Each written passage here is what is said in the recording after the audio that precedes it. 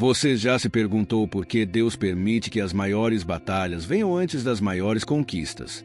Porque aqueles que Ele mais usa, muitas vezes, enfrentam as maiores dores. Parece contraditório, mas Deus tem um plano em cada provação. Cada desafio, cada lágrima, cada silêncio tem um propósito. Ele está moldando você, não para o comum, mas para o extraordinário. Neste vídeo, vamos mergulhar nas 7 provações que Deus permite antes de usar alguém para grandes feitos.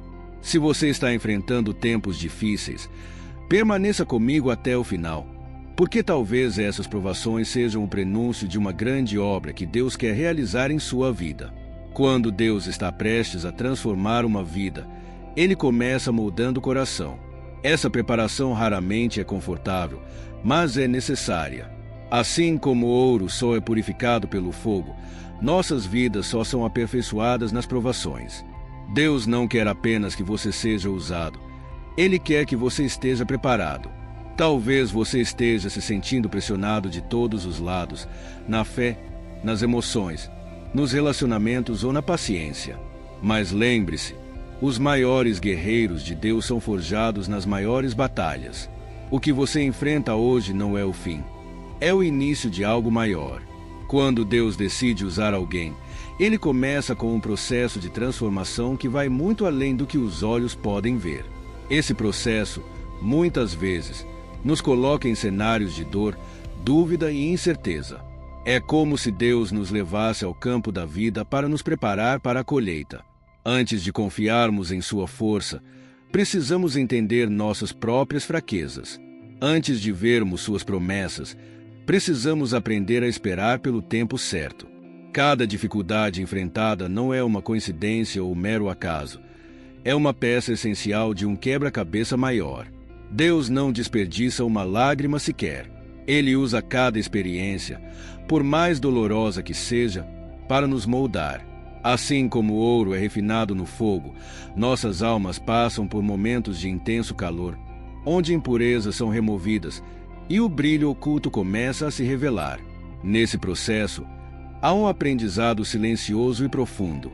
Somos confrontados com nossos próprios medos e dúvidas, e é ali que Deus trabalha. Ele não apenas nos fortalece, mas também nos ensina a enxergar além das circunstâncias. Muitas vezes, precisamos ser despidos das coisas que nos distraem ou nos fazem acreditar que somos autossuficientes. Deus nos leva a um lugar de dependência total, onde reconhecemos que Ele é a fonte de tudo o que precisamos. Ao mesmo tempo, o processo de preparação nos ensina a confiar em Deus, mesmo quando não entendemos o que está acontecendo. É fácil confiar quando tudo está indo bem, mas a verdadeira fé é provada na adversidade. É quando as respostas não chegam, quando o futuro parece incerto e quando as portas se fecham que aprendemos a depender da fidelidade de Deus. Ele está trabalhando, mesmo que nossos olhos não consigam ver. Além disso, esse período de preparação nos ajuda a desenvolver um caráter que reflita a imagem de Cristo. Não é apenas sobre cumprir um chamado ou realizar grandes feitos, mas sobre ser moldado à semelhança de Jesus. Deus trabalha em nosso coração, removendo o orgulho, curando feridas e nos ensinando a amar e a perdoar como Ele ama e perdoa. Esse processo também tem um propósito maior: nos posicionar para sermos testemunhas vivas de Sua graça e poder. Quando passamos pelas dificuldades, ganhamos autoridade para falar sobre o Deus que transforma a dor em propósito. Nossa história se torna um testemunho vivo, e as cicatrizes que carregamos deixam de ser marcas de derrota e passam a ser evidências da fidelidade de Deus em nossas vidas. No final, entendemos que as provações não são um sinal de abandono, mas de preparação. Elas não nos destroem, elas nos constroem. E é nesse processo de construção que Deus nos torna aptos para viver o propósito que Ele tem para nós. A dor é temporária, mas o fruto que ela gera é eterno. Provação 1. O silêncio de Deus. Você já clamou, chorou, buscou, mas recebeu apenas silêncio. Parece que suas orações não atravessam o teto, que Deus está distante, que Ele não ouve o seu grito de socorro. Mas saiba disso, o silêncio de Deus não significa ausência, significa confiança. Assim como um professor não fala durante a prova, Deus muitas vezes permanece em silêncio para testar a profundidade da nossa fé. Ele quer que você aprenda a confiar mesmo quando não entende, a descansar mesmo quando não vê. Nesse silêncio, Deus trabalha no invisível, movendo peças que você nem imagina. É nesse momento que você desenvolve uma fé inabalável, uma confiança que não depende de sinais, mas de quem Ele é. Quando Deus silencia, Ele não nos abandona, mas nos ensina a ouvir com o coração.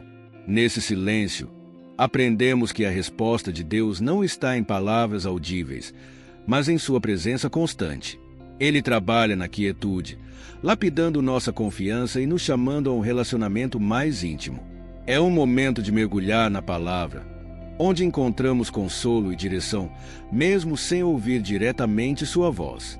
No silêncio, Ele nos convida a cultivar uma fé que não depende de circunstâncias, mas da certeza de que Ele está sempre conosco. Provação 2. A rejeição. Poucas dores são tão profundas quanto a rejeição. Ser ignorado, negligenciado, esquecido, especialmente por aqueles que você ama. Mas a rejeição humana frequentemente é a direção divina. Deus permite que certas portas se fechem para abrir o caminho certo. Veja o exemplo de Jesus. Ele foi rejeitado pelo próprio povo, desprezado e traído. Mas foi justamente essa rejeição que o levou à cruz, onde o plano de salvação foi consumado. Talvez Deus esteja usando a rejeição em sua vida para te afastar de lugares que não eram para você, ou de pessoas que não podiam te acompanhar no propósito que Ele preparou. A rejeição não é apenas uma dor, mas uma ferramenta divina para nos redirecionar ao nosso verdadeiro propósito. Deus nos separa de ambientes que não acrescentam à nossa jornada e nos afasta de relacionamentos que poderiam nos impedir de crescer. Essa aparente exclusão é, na verdade, uma inclusão nos planos de Deus. Ele usa a rejeição para fortalecer nosso senso de identidade nele, não em aprovações humanas. A rejeição nos molda, transformando-nos em pessoas mais resilientes e preparadas para os desafios do caminho. Provação 3. A perda. A perda é um dos testes mais dolorosos que podemos enfrentar. Pode ser a perda de uma pessoa amada, de um sonho, ou até de algo que dava sentido à sua vida. Mas é na dor da perda que Deus revela sua suficiência. Ele nos mostra que nada neste mundo pode preencher nosso coração como Ele pode. Jó perdeu tudo: família, riqueza, saúde. Ainda assim, ao final de sua história, ele declarou: "Eu te conhecia só de ouvir falar, mas agora os meus olhos te veem." Deus não apenas restaura o que foi perdido, mas também transforma nossa perspectiva para que possamos ver o mundo com os olhos da fé. Na perda, Deus não apenas nos consola, mas nos oferece a oportunidade de enxergar além do visível. Ele nos ajuda a descobrir que nossa verdadeira segurança está nele, e não nas coisas que possuímos ou nas pessoas ao nosso redor. A perda é uma porta para um encontro mais profundo com Deus, onde Ele preenche os espaços vazios com sua graça. É também uma chance de reconstrução, não com base no que foi, mas no que Ele tem preparado para nós. Ele transforma a dor da perda em um testemunho de vitória e restauração. Provação 4. O deserto. O deserto é um lugar de solidão, escassez e desconforto, mas também é o lugar onde Deus revela sua provisão sobrenatural. Foi no deserto que o maná caiu do céu, que a água brotou da rocha e que a coluna de fogo guiou o povo de Israel. O deserto não é o fim, é o processo. É onde aprendemos a depender exclusivamente de Deus, porque não há nada nem ninguém que possa suprir nossas necessidades. Se você está em um deserto, saiba disso: Deus não te abandonou. Ele está te ensinando a caminhar pela fé e a reconhecer que sua presença é suficiente para sustentar você. O deserto é mais do que um lugar de dificuldade, é uma escola de fé. Lá, Deus ensina que Ele é suficiente para suprir todas as nossas necessidades. É onde descobrimos que sua palavra é o pão que nos sustenta e que suas promessas são as águas que nos renovam. O deserto também é um lugar de revelação, onde a distração é removida e conseguimos enxergar a grandeza de Deus. É um período temporário, mas essencial, para nos preparar para a terra prometida que Ele tem para nós. Provação 5. O tempo de espera. Vivemos em um mundo que valoriza a pressa. Queremos tudo para agora, mas Deus trabalha em outro ritmo. O tempo de espera é uma das provações mais difíceis, porque exige paciência, confiança e fé. Abraão esperou 25 anos pela promessa de um filho. Davi esperou anos para se tornar rei, mesmo depois de ser ungido. Enquanto esperamos, Deus não está parado, Ele está nos moldando. Ele usa esse tempo para nos ensinar a descansar em seus planos e a confiar que Ele nunca se atrasa. A espera não é perda de tempo, é o tempo de preparação. O tempo de espera é uma oportunidade de desenvolvermos uma confiança inabalável em Deus. Durante esse período, Ele trabalha em áreas da nossa vida que precisam ser transformadas antes que possamos receber suas promessas. A espera nos ensina a valorizar o processo e não apenas o destino final. É um tempo de alinhamento com a vontade de Deus, onde aprendemos a depender mais dele e menos de nós mesmos. Enquanto esperamos, Ele está nos preparando para algo muito maior do que podemos imaginar. Provação 6. A injustiça. Você já foi tratado de forma injusta. Já sentiu que algo que era seu foi tirado. A injustiça dói, mas Deus a usa para nos ensinar a humildade, a paciência e o perdão. Pense em José, vendido como escravo pelos próprios irmãos, acusado injustamente e preso sem motivo. Mas Deus usou cada uma dessas injustiças para colocá-lo no lugar de autoridade onde ele deveria estar. Quando enfrentamos a injustiça, somos chamados a confiar na justiça de Deus, que nunca falha e que sempre age no tempo certo. A injustiça, embora dolorosa, é o campo onde Deus planta sementes de maturidade espiritual. Quando somos tratados de forma injusta, temos a oportunidade de responder como Cristo, com graça e confiança na justiça divina. Deus usa esses momentos para nos moldar, removendo o orgulho e nos ensinando a perseverança. A injustiça também nos lembra de que Ele é nosso juiz e defensor, e que suas recompensas superam qualquer perda terrena. O que parece derrota hoje será a plataforma para a vitória de amanhã. Provação 7. O teste da fé. Por fim, há o teste da fé, aquele momento em que tudo ao nosso redor parece desmoronar, mas Deus nos chama a confiar. A fé é o fundamento de nossa caminhada com Deus. Não é sobre enxergar o caminho, é sobre acreditar que Deus está no controle, mesmo no caos. Abraão foi testado quando Deus pediu que ele sacrificasse Isaque.